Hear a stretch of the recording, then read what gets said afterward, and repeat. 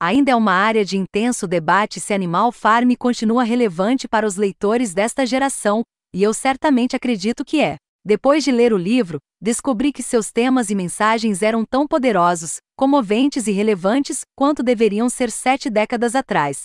A Revolução dos Bichos, Animal Farm, é ambientado em um curral onde os animais decidem se apoderar das terras do fazendeiro e criar uma cooperativa que colhe os benefícios de seu trabalho combinado. No entanto, alguns animais têm uma parcela maior das recompensas do que outros, e os animais começam a questionar sua suposta utopia.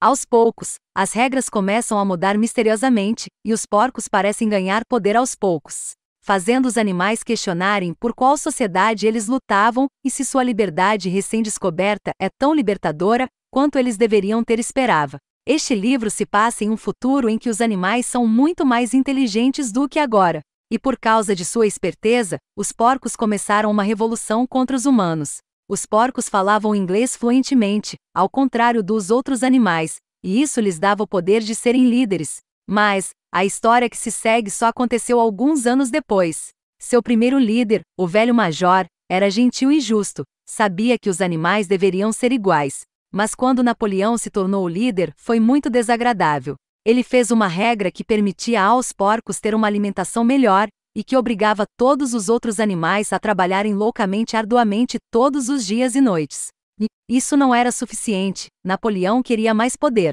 Ele decidiu matar seu irmão, Bola de Neve, para que ele fosse o único líder. Soubal ficou admirado porque teve uma ideia inteligente para construir um moinho de vento. Soubal também era popular por causa de seu papel na Revolução. Ele e Boxer, um cavalo trabalhador, eram os mais bravos.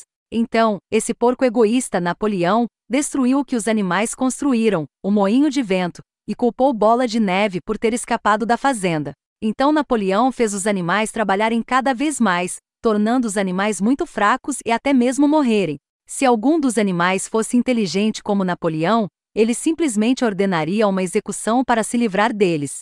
Meu personagem favorito é o cavalo Boxer, que trabalharia mais duro dos animais, mas nunca desistiria, não importa o quanto doesse ou quantos anos ele ficasse.